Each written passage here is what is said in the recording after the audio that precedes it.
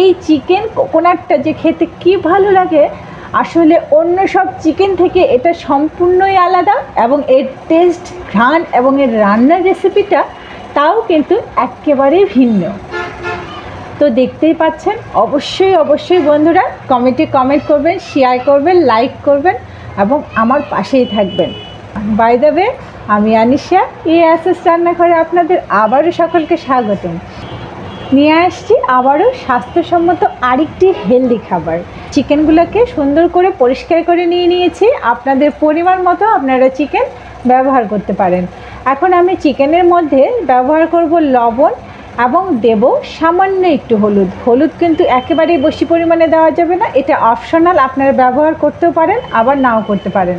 দিয়েছি আদা বাটা, দিচ্ছি লেবুর রস, আর এখানে ব্যবহার করব আমি রসুন গুঁড়োটা। আপনারা কিন্তু বেটেও এই রসুনটা দিতে পারেন। যদি রসুন বাটাটা দেন তাহলে কিন্তু এটা আরও বেশি ভালো হয়। আমার কাছে এই রসুনের গুঁড়াটা ছিল দেখে আমি এটাই ব্যবহার করছি। এখন এটা মেখে খুব সুন্দর করে আমরা রেখে দেব মিনিট 15। এখন আমরা এটা ম্যারিনেট করে রেখে দিচ্ছি। তার মধ্যে আমরা এদিকে চুলায় কড়াই বসিয়ে দিয়েছি কড়াইয়ের মধ্যে বেশ কিছুখানি তেল। এখন এই ম্যারিনেট করা চিকেনগুলোকে আমরা কিন্তু খুব সুন্দর করে ভেজে নেব। 1 চিমটি মতো হলুদ ব্যবহার করছি, এতে চিকেনের কালারটা আরও গর্জিয়াস আসে এবং এই চিকেনটা দেখতে বেশ ভালো লাগে। দেখতেই পাচ্ছেন আমি চিকেনগুলো কি সুন্দর করে ভেজে নিয়েছি, দেখেই তো লোভ লাগছে, তাই না বন্ধুরা? তো এখন চলে যাচ্ছি আমরা নেক্সটে। দেখা যাচ্ছে যে চিকেনটা আমরা ভেজে নিয়েছি, সেখানে অনেকখানি তেল পড়ে আছে। সেই তেলের মধ্যে আজকে কিন্তু আমরা এই চিকেনটা রান্না করব। আপনারা চাইলে কিন্তু এই চিকেনের তেলটা চেঞ্জ করে নিতে পারেন। এখন আমি এই তেলের মধ্যেই দিয়ে দিচ্ছি শুকনো লঙ্কা, তেজপাতা ফোড়ন, আর দিয়ে দিচ্ছি এখানে গোটা গরম মশলা, এখানে পেঁয়াজ বাটা।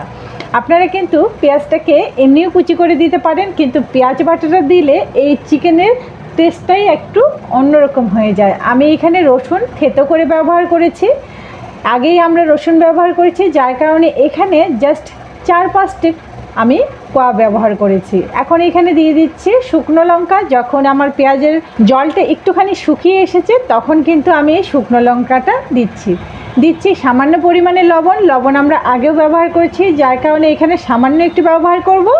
এখন এটাকে আমি সুন্দর করে আবারও ভেজে নেব। যখন আমরা দেখব এই মশলাটা থেকে সুন্দর করে তেল ছেড়ে এসেছে এবং এটা ভাজা হয়ে গিয়েছে, ঠিক সেই মুহূর্তে আমরা এখানে কোকোনাটের যে দুধটা আছে সেই দুধটা ব্যবহার করব। এখন এখানে আমি 2 বাটির মতো কোকোনাটের দুধ ব্যবহার করছি। আপনারা আপনাদের পরিমাণ মতো চিকেন বুঝে এখানে কোকোনাট মিল্কটা ব্যবহার করবেন। এখন আমি এখানে জিরে গুঁড়ো এবং ধনে গুঁড়োটা ব্যবহার করছি এবং এইটাকে আমি খুব সুন্দর করে ভেজে নেব বেশ কিছু সময় ধরে। দেখতে পাচ্ছেন এটা গায়ের মধ্যে আমার ছিটে আসছে দেখে আমি এখানে ঢাকনা ব্যবহার করেছি, তাছাড়া এখানে ঢাকনা ব্যবহার করার কোনো প্রয়োজন নেই। যখন দেখবেন যে এই মশলাটা থেকে তেল ছেড়ে এসেছে, কি সুন্দর দেখতেই পাচ্ছেন, আপনাদেরকে আমি কাছে নিয়ে গিয়ে দেখিয়ে দিচ্ছি।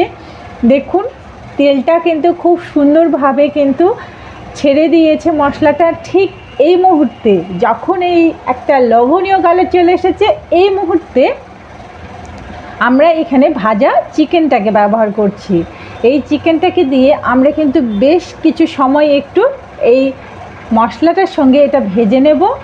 যখন দেখা যাবে যে মশলাটার সঙ্গে এটা ভাজা হয়ে গিয়েছে, তখন এর মধ্যে আমরা সামান্য একটু জল ব্যবহার করব।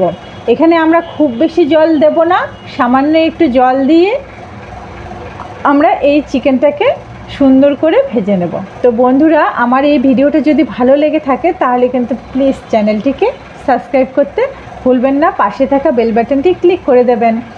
এখন আমি ঢেকে কিছু সময় এটাকে সেদ্ধ হওয়ার জন্য রেখেছিলাম, যেন চিকেনের মধ্যে সমস্ত মশলার ফ্লেভারগুলো ঢুকে যায় এবং চিকেনটা খুব সুন্দরভাবে কুক হয়ে যায়।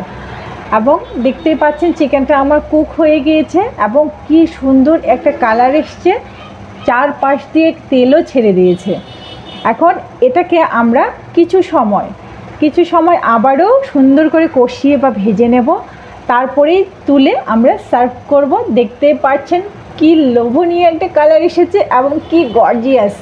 100% গ্যারেন্টি দিয়ে বলছি, এই ধরনের যদি কোকোনাট চিকেন একবার ট্রাই করে দেখেন তাহলে আর কখনোই অন্য কোনো রেসিপি খেতে চাবেন না। এবং সকলে ভালো থাকবেন, সুস্থ থাকবেন, আমার চ্যানেলে আবার আসবেন।